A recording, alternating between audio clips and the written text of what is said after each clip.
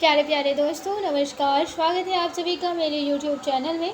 और आज हम लोग बिहार बोर्ड के विज्ञान की पाठ्य पुस्तक को पढ़ेंगे। ये हमारा कक्षा 6 की पाठ्य पुस्तक है और चैप्टर है 9, जिसका नाम है जंतुओं में गति। तो आइए देखते हैं इस चैप्टर में क्या है। आप प्रतिदिन घर से विद्यालय जाते हैं तथा विद्यालय से घर आते हैं। क्या आपने कभी सोचा है कि घर से विद्यालय आप किसके सहारे जाते हैं? इसमें आपके शरीर का कौन सा अंग सक्रिय होता है? जब आप कुछ लिखते हैं तब शरीर का कौन सा भाग गति करता है? जब आप किसी को मुड़कर देखते हैं तो शरीर का कौन सा हिस्सा मुड़ने में सक्रिय होता है? आप कभी धीरे धीरे चलकर, दौड़कर या कूदकर एक स्थान से दूसरे स्थान पर जाते हैं। आपने बाग, बगीचे, खेत खलिहान में दौड़ते हुए जंतुओं को देखे होंगे। आप यह अवलोकन करें कि ये सभी जंतु शरीर के किस अंग का उपयोग गति करने में करते हैं तथा गति किस प्रकार करते हैं। आप जब एक स्थान से दूसरे स्थान पर जाते हैं तो इस प्रकार की गति को गमन कहते हैं। आप किसी एक स्थान पर स्थिर होकर लिखते हैं, किसी को मुड़कर देखते हैं या किसी भी दिशा में शरीर को झुकाते हैं तो इसे शरीर के अंगों की गति कहते हैं। क्या आपने कभी बैल, गाय तथा भैंस को एक जगह स्थिर रहते उसे पूंछ हिलाते या जुगाली करते देखा है? इसे गमन कहेंगे या गति कहेंगे। आप शरीर में होने वाली गतियों का अनुभव कीजिए तथा सूचीबद्ध कीजिए कि शरीर में किस प्रकार की गति हो रही है। आपने अपने मित्रों तथा अध्यापकों से चर्चा करते हुए तालिका में दिए गए जंतुओं में गमन करने में प्रयुक्त होने वाले अंगों तथा गमन के प्रकार को भरें। अपने आसपास अन्य जंतु किस प्रकार से गति करते हैं तथा उसकी गति अथवा गमन करने में कौन से अंग भाग लेते हैं, उपयुक्त दी गई तालिका में भरें। तालिका 9.1 में दिए गए जंतुओं के गमन में विविधता। मानव शरीर में गतियाँ। जंतुओं की विविध गतियों पर ध्यान देने से पहले अपने शरीर की गतियों पर ध्यान दीजिए। विद्यालय में शारीरिक व्यायाम करते समय अपने शरीर की गति पर गौर कीजिए। अपने हाथ की अंगुली कलाई को मोड़ने, बाह एवं हाथ की गति पर ध्यान दीजिए तथा अपने शरीर के विभिन्न हिस्सों से गति करने का प्रयास कीजिए। इसका अवलोकन कर तालिका में नोट कीजिए। अपने शरीर की विभिन्न प्रकार की गतियों का अवलोकन करते समय आपने यह जानने का प्रयास किया कि कुछ अंग किसी भी दिशा में आसानी से घूम सकते हैं तथा कुछ अंग एक ही दिशा में घूमते हैं। शरीर के कुछ अंगों को हम नहीं घुमा सकते हैं। शरीर के अंगों में इस तरह की गतियों के क्या कारण हैं? यहाँ पे इस शक्ति को अपने हाथ पर चित्र में दर्शाई गई स्थिति के अनुसार डोरी या रस्सी से अपने मित्रों की सहायता से बंधवा लीजिए तथा हाथ को मोड़ने का प्रयास कीजिए। क्या आप इसे मोड़ पाते हैं? तख्ती से बंधा हुआ हाथ। इस प्रकार आप शरीर का ऐसा अंग जहाँ से वह मुड़ जाता है वहाँ पर उसे किसी छड़ या तख्ती को रखकर बंधवा लीजिए तथा मोड़ने का प्रयास कीजिए। क्या आप सभी अंग को मोड़ पाते हैं? संधि अथवा जोड़। शरीर के अंग जहाँ पर मुड़ते हैं उस हिस्से को संधि या जोड़ कहते हैं। यदि शरीर में ये संधियाँ न हो तो हमारे शरीर में गति संभव होगी। हमारे शरीर की विभिन्न संधियाँ कैसी बनी हैं? आप अपनी उंगली तथा शरीर के विभिन्न हिस्से जैसे हाथ, पैर, उंगली को दबाइए। इन हिस्सों को दबाने पर आप अनुभव करेंगे कि आपकी उंगली किसी कठोर चीज़ को दबा रही है। ये कठोर संरचनाएं अस्थियां हैं। शरीर के अंग जहाँ से मुड़ते हैं वास्तव में वे अस्थियों का संधि स्थल है। अनेक अस्थियां एक दूसरे से जुड़ी रहती है। शरीर को मोड़ना, घुमाना, झुकाना इस बात पर निर्भर करता है कि संधि स्थल पर अस्थियां एक दूसरे से किस प्रकार जुड़ी हुई है तथा संधि स्थल की बनावट क्या है। विभिन्न गतिविधियों एवं विभिन्न प्रकार की गतियों के लिए हमारे शरीर की बनावट के अनुसार विभिन्न प्रकार की संधि होती है। हमारे शरीर के विभिन्न हिस्सों की संधि की बनावट अस्थियों के संधि स्थल पर अस्थि की बनावट पर निर्भर करती है। शरीर को मोड़ने की प्रकृति इस संधि पर निर्भर करती है। इस प्रकार हमारे शरीर में अस्थियों का बना ढांचा पाया जाता है। इसे कंकाल या कंकाल तंत्र कहते हैं। शरीर की विभिन्न संधियों की संरचना के साथ हम कंकाल के विभिन्न हिस्सों को समझने का प्रयास करेंगे। यहाँ पे अपनी हड्डियों को जांचें और देखें। मानव का कंकाल तंत्र। अपनी पुस्तक के परिशिष्ट में से कंकाल के चित्र को काट लीजिए। प्रयोगों द्वारा जिन हड्डियों को आप महसूस कर सके और पहचान सके उन्हें चित्र में रंग कर भरते दिखाते जाइए। संधियाँ अथवा जोड़ के प्रकार। हम अपने हाथ, पैर, गर्दन, कोहनी, घुटने आदि विभिन्न अंगों की संधियों के विभिन्न प्रकार के बारे में जानेंगे। कंधे की संधि, कंदुक खलिका संधि, बॉल एवं सॉकेट ज्वाइंट। कंधे की हड्डी और हाथ की हड्डी के जोड़ को समझने के लिए एक छोटे फ्यूज बल्ब को एक नारियल के खोल में रखकर चारों दिशाओं में घुमाने का प्रयास कीजिए अथवा एक कागज का बेलन बनाकर किसी पुराने छोटे रबड़ के गेंद के छेद में डालकर किसी कटोरे में घुमाने का प्रयास कीजिए। क्या बल्ब नारियल के खोल में या रबड़ का गेंद कटोरे में आसानी से सभी दिशाओं में घूमती है? क्या कागज का बेलन भी कटोरे के चारों ओर घूमता है? कागज के बेलन की तुलना हाथ तथा गेंद को हाथ के एक सिरे से कर सकते हैं। यहाँ पर मानव कंकाल तंत्र का चार्ट दिया गया है। फ्यूज बल्ब एवं नारियल खोल से कंदुक खलिका संधि का प्रदर्शन। रबर की गेंद में कागज के बेलन को घुसाकर किसी कटोरे में घुमाकर कंदुक खलिका संधि का प्रदर्शन। हाथ की हड्डियों एवं कंधे की हड्डी के बीच कंदुक खलिका संधि। कटोरे के कंधे से खोल वाले हिस्से में तथा गेंद को हाथ की हड्डियों के ऊपरी सिरे के गुंबदनुमा हिस्से से तुलना कर सकते हैं। हाथ की हड्डियों का ऊपरी गोल वाला हिस्सा कंधे की कटोरी रूपी खोल अर्थात गुहिका में धंसा रहता है। हाथ की हड्डी का गोल हिस्सा कंधे की हस्ती गुहिका में स्वतंत्र रूप से घूमता है। आप अपने हाथ के कंधे वाले हिस्से को घुमाकर देखिए। क्या हाथ स्वतंत्र रूप से चारों दिशाओं में घूमता है? किसी क्रिकेटर की बॉल फेंकते हुए हाथों की गति का अवलोकन कीजिए। कोहनी की संधि एवं घुटने की संधि। कब्जा संधि, हिंज ज्वाइंट। कोहनी की संधि पर से बाह के अगले हिस्सों को चारों ओर घुमाने की कोशिश कीजिए। क्या आप बाह के अगले हिस्से की कोहनी की संधि से उसी प्रकार घुमा पाते हैं जैसे पूरी बाह को कंधे से संधि से घुमा पाते हैं? कंधे और कोहनी के संधि में अंतर है। कंधे से आगे बाह को आप सिर्फ ऊपर की ओर मोड़ सकते हैं। ठीक वैसे ही जैसे दरवाजे में लगे कब्जे के कारण दरवाज़ा एक ही ओर खुलता है, इसे कब्जा संधि या हिंज ज्वाइंट कहते हैं। ऐसी संधि घुटने से मिलती है। इस तरह की संधि शरीर के और किस हिस्से में होती है अवलोकन कीजिए। दरवाजे का कब्जा और घुटने की संधि। कोहनी की संधि। धुराग्र संधि या पाइवोटल ज्वाइंट। गर्दन तथा सिर को जोड़ने वाली संधि को धुराग्र संधि कहते हैं। इसके द्वारा सिर को किसी भी झुकाव पर घुमा सकते हैं। सिर को आगे पीछे या दाएं बाएं घुमा सकते हैं। इन गतियों को प्रयास कीजिए। यह गति हमारे हाथ की गति से किस प्रकार भिन्न है, इसका अनुभव करें। औचल संधि, इमूवेबल ज्वाइंट। हमारी खोपड़ी कई अस्थियों के जुड़ने से बनी है। खोपड़ी के अंदर मस्तिष्क सुरक्षित रहता है। खोपड़ी अंदर से खोखली होती है। ये अस्थियां इन संधियों पर हिल नहीं सकती। ऐसी संधि को अचल संधि कहते हैं। आप मुंह खोलिए एवं बंद कीजिए तथा निचले जबड़े को हाथ से नीचे बल लगाकर स्थिर कीजिए तथा ऊपरी जबड़े को हिलाने का प्रयास कीजिए। क्या आप ऊपरी जबड़े को गति दे पाते हैं? ऊपरी जबड़े एवं खोपड़ी अर्थात कपाल के मध्य अचल संधि है। कंकाल तंत्र एवं शरीर का ढांचा। आपने मकान बनाते समय देखा होगा कि मकान का ढांचा तैयार करने के लिए लोहे के छड़ों को एक दूसरे से बांधा जाता है। मकान का स्तंभ लगा छत तैयार करने में छड़ों का प्रयोग किया जाता है। तब इसे सीमेंट, बालू तथा गिट्टी के साथ मिलाकर इसके ऊपर ढाला जाता है तथा मकान का निर्माण किया जाता है। क्या बिना छड़ के मकान स्थिर रह सकता है तथा इसे आकृति प्रदान की जा सकती है? क्या आपने मिट्टी के घर का छत देखा है? इसमें खपड़ा बिछाने के पहले बांस तथा बांस की फट्टी को बांधकर छप्पर के ऊपर छाजन किया जाता है।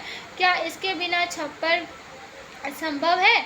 मेले में जाकर पंडाल को देख सकते हैं तथा अनुमान लगा सकते हैं कि बिना बांस के फ्रेम के पंडाल बन सकता है। हमारे शरीर की सभी अस्थियां ठीक उसी प्रकार शरीर को एक आकृति प्रदान करने के लिए ढांचे का निर्माण करती है। इस ढांचे को कंकाल या कंकाल तंत्र कहते हैं।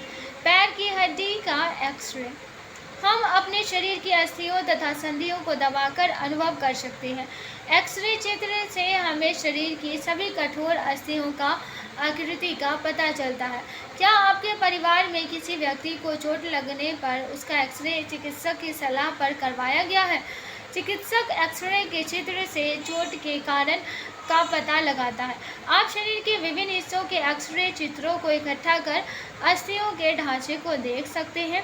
क्रियाकलाप 3, अपनी कोहनी को दूसरे हाथ से थोड़ा दबाइए और बाह की ओर मोड़िए और सीधा कीजिए। इस क्रिया को कई बार दोहराइए। इस प्रकार अपनी कलाई को कसकर पकड़िए और हथेली को घुमाइए। अब अपनी एक उंगली के किसी जोड़ को दूसरे हाथ के अंगूठे और उंगली से कसकर पकड़िए और उंगली को ऊपर नीचे हिलाइए। हाथ की अस्थियाँ। इस क्रियाकलाप से पता चलता है कि क्या कंधे से लेकर उंगली तक आपकी बाह में एक ही हड्डी है। यदि नहीं तो बाह और हाथ के अलग अलग हिस्सों को मोड़कर या घुमाकर आप अधिक से अधिक कितनी अस्थियों को गिन सकते हैं। इसी तरह पैर की अस्थियों के बारे में पता करने का प्रयास कीजिए। आप देख चुके हैं कि अस्थियों को हिलाने डुलाने के लिए उनके साथ पेशियां जुड़ी रहती है। ये पेशियां अस्थियों से एक विशेष प्रकार के रेशों से जुड़ी रहती है। इन रेशों को कंडरा कहते हैं। इस प्रकार दो अस्थियां आपस में विशेष प्रकार के रेशों से जुड़ी रहती है। इस रेशों को स्नायु कहते हैं। घुटने की अस्थि जिसमें मांसपेशी अस्थि के साथ तथा पांदा उंगली की हड्डियां स्नायु से जुड़ी हुई है। यहाँ पे पसली पिंजर क्रियाकलाप 4 दिखाया गया। क्रियाकलाप को हम लोग स्किप करते हैं। यहाँ मेरुदंड का चित्र दिया गया है। आप अपने मित्र को आगे की ओर बिना घुटना मुड़े झुकाइए तथा पाँव की उंगलियों को छूने को कहिए। आप उसके पीठ के बीच ऊपर से नीचे थोड़ा दबाकर स्पर्श कीजिए।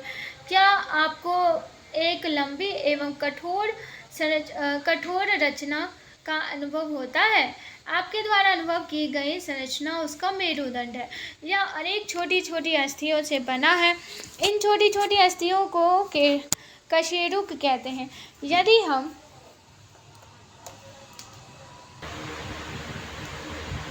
अपने मित्र को खड़े होकर हाथों से किसी दीवार को धक्का लगाने के लिए कहिए। आप देखेंगे जब आपका मित्र दीवार पर धक्का लगाता है तो उसके कंधों के समीप 2 उभरी हुई अस्थियां दिखाई पड़ती हैं। इन्हें कंधे की अस्थियां कहते हैं। कंधे की अस्थियों को अंश अस्थियां कहते हैं। यहाँ पे कंधे की अस्थियां और पसली पिंजर को दिखाया गया है। कमर की अस्थियों को श्रेणी अस्थियां कहते हैं। यह बॉक्स के समान एक ऐसी संरचना बनाती है जो अमाशय के नीचे पाए जाने वाले विभिन्न अंगों की रक्षा करता है तथा इनको स्थिर रखने के लिए धरातल बनाता है। औरतों में यह थोड़ा बड़ा और ज़्यादा कटोरानुमा होता है तथा माता के गर्भ में पल रहे शिशु को स्थिर रखता है। कमर की अस्थियों को दिखाया गया है। उपास्थि। आपने कंकाल के संदर्भ में यहाँ पे देखिए, आप अपने कान को छूकर तथा नाक को हिलाकर देखिए। आप क्या अनुभव करते हैं? कान का ऊपरी तथा निचला हिस्सा आसानी से मोड़ा जा सकता है। ये अस्थि की तरह कठोर नहीं होते बल्कि लचीले होते हैं। इसे उपास्थि कहते हैं। आपने कंकाल के संदर्भ में शरीर की अस्थियों का अनुभव किया तथा यह भी जाना कि बाँह, कोहनी, पैर तथा घुटने की अस्थियों से मांसपेशी जुड़ी हुई है। जब आप हाथ को फैलाकर मोड़ते हैं तथा पादांगुली के सहारे खड़े होते हैं तो बाँह या घुटने के पीछे की मांसपेशी संकुचित होकर फूल जाती है तथा सामान्य अवस्था में पूर्ववत स्थिति में आ जाती है। पेशियों के संकुचन से अस्थियों की संधियों पर झुकाव होता है तथा शिथिलन से संधियाँ अपनी पहली स्थिति में आ जाती है। पेशियों के संकुचन तथा शिथिलन से शरीर में हलचल अथवा गति आती है। इसी मांसपेशी तथा अस्थियों के सहारे हम शरीर में गति या एक स्थान से दूसरे स्थान तक गमन करते हैं। हाथ को सीधा रखते हुए तथा मोड़ते जिसमें अस्थि के साथ मांसपेशी जुड़ी है। जब अब तक आप जिन जिन हड्डियों को ढूंढ पाते हैं उनको आपने कंकाल के चित्र में पेंसिल या रंग से भरा होगा। अपने साथियों के चित्र को देखकर पता लगाइए कि आपके अन्य साथियों ने कौन सी अतिरिक्त हड्डियां ढूंढ ली है। इन हड्डियों को भी अपने शरीर में ढूंढिए और अपने द्वारा बनाए गए चित्र में दिखाइए। जंतुओं में गति। कुछ जंतु दौड़ते हैं, कुछ रेंगते हैं। आपने यह भी देखा है कि मछली जल में तैरती है। गमन करने की इतनी विविधता का क्या कारण है? खेतों या बगीचों में केंचुओं को चलते हुए देखिए। उसके किसी कांच की पट्टी, टाइल, खपड़ा आदि पर रखकर गौर से देखिए। केंचुओं का शरीर एक सिरे से दूसरे सिरे तक अनेक छल्लों का बना हुआ प्रतीत होता है। केंचुए को थोड़ा दबाकर अनुभव कीजिए, यह मुलायम प्रतीत होता है। केंचुए के शरीर में अस्थियां नहीं होती, इसके शरीर में पेशियां होती हैं। इन पेशियों के संकुचन एवं शिथिलन से इसका शरीर घटता बढ़ता रहता है। चलने के दौरान केंचुआ अपना पिछले हिस्से को भूमि से जकड़े रहता है तथा अगले हिस्से को चलने की दिशा में फैलाता है।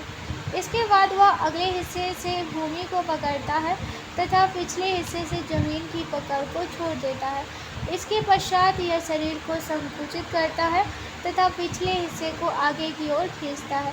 इससे वह चलने की दिशा में आगे बढ़ता है। इस प्रक्रिया को केंचुआ बार बार दोहराता है तथा चलने की दिशा में आगे बढ़ता चला जाता है। लेकिन यह आपको सोचना होगा कि केंचुआ शरीर के हिस्से से जमीन को कैसे पकड़े रहता है, अथवा कैसे टिकाता है। इसके लिए आवर्धक लेंस की सहायता से केंचुए के उलट कर देखिए। आप देखेंगे कि केंचुए के शरीर पर छोटे छोटे बाल जैसी आकृति होती है। इस बाल जैसी आकृतियों को शूक कहते हैं। ये शूक पेशियों से जुड़े होते हैं। ये शूक मिट्टी में उसकी पकड़ को मजबूत बनाते हैं। आप जानते हैं कि केंचुआ मिट्टी को खाता है। केंचुआ मिट्टी को भुरभुरा बनाता है, जिससे वायु मिट्टी में प्रवेश कर जाती है। इससे मिट्टी की उर्वरता बढ़ती है तथा फसलों की अच्छी पैदावार होती है। मिट्टी को भुरभुरा हो जाने से पौधों की जड़ों को पर्याप्त वायु एवं ऑक्सीजन मिलती है। घोंघा की गति। आपने खेतों या बगीचों में घोंघा को चलते हुए देखा होगा। चलते हुए घोंघा का अवलोकन कीजिए। घोंघा का शरीर कठोर चीज से ढका होता है, इसे कवच कहते हैं और यह घोंघे का बाह्य कंकाल है। यह कवच अस्थि से भिन्न है, इसमें कोई संधि नहीं होती है। चलते हुए घोंघा को जब आप देखेंगे तो कवच के नीचे जमीन पर फैली हुई मांसल संरचना होती है, जिसे पाद कहते हैं। पाद मांसल होता है तथा दृढ़ पेशियों का बना होता है। पाद में लहरदार गति के साथ चलने की दिशा में घोंघा आगे बढ़ता है। घोंघा के मांसल पाद को छूने के बाद सिकुड़ जाता है तथा घोंघा इसे कवच के अंदर घुसा लेता है। तिलचट्टा। क्या आपको पता है तिलचट्टा का वास स्थान कहाँ है?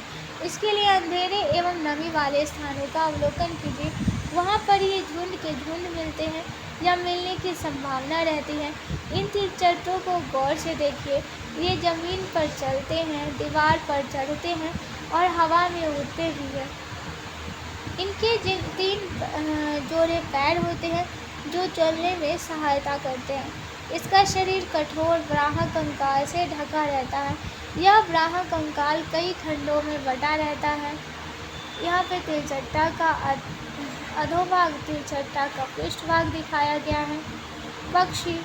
आपने अपने आसपास खेत खलिहानों तथा घर के मुंडेर पर कबूतर, कौवा, गौरैया तथा अन्य उड़ने वाले जंतुओं को देखा होगा। ये सभी पक्षी हैं। पक्षी हवा में उड़ते हैं तथा जमीन पर चलते हैं। इनका शरीर उड़ने के लिए अनुकूलित होता है। इनकी अस्थियां खोखली परंतु मजबूत होती हैं। अस्थियों के खोखले हिस्से को वायु प्रकोष्ठ कहते हैं, जिसमें हवा भरी रहती है। अस्थियों के वायु प्रकोष्ठ में हवा भरे रहने के कारण इसका शरीर हल्का रहता है। अग्रपाद की अस्थियां रूपांतरित होकर पक्षी का डैना पंख बनाती हैं। वक्ष की अस्थियां नाव के आकार की होती है, जिसमें मोटी पेशी लगी रहती है। मांसपेशी से लगा कंडरा डैना की अस्थि से जुड़ा रहता है। मोटी मांसपेशी के खिंचाव से डैना फैलता है तथा शिथिलन से डैना सामान्य स्थिति में नीचे आ जाता है। इस तरह डैना के फैलने तथा नीचे गिरने से पक्षी हवा में उड़ते हैं। डैना जब नीचे आता है तो यह फैलकर हवा पर थपेड़े करता है तथा पक्षी ऊपर उड़ता है। ऊपर ले जाते समय डैना शरीर से सटा रहता है ताकि विपरीत दिशा में थपेड़े नहीं लगे। आप कुछ ऐसे पक्षियों का अवलोकन कीजिए जो पानी पर तैरते हैं तथा कुछ ऐसे पक्षी जो ज़्यादा नहीं उड़ पाते। इसकी एक सूची बनाइए।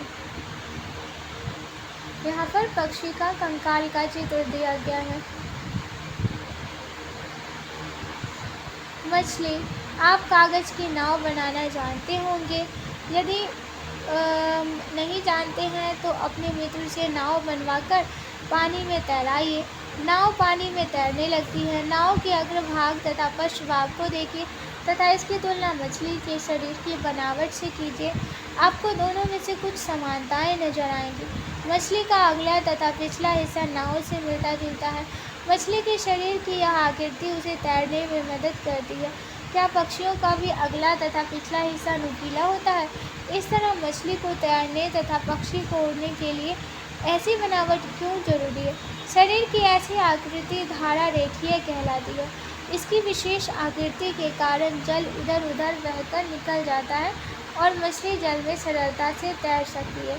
मछली के शरीर के अगले तथा पिछले हिस्से के निचले भाग में पक्ष लगे होते हैं। इसकी पूंछ पर भी पक्ष लगे होते हैं। मछली का कंकाल दृढ़ पेशियों से ढका रहता है।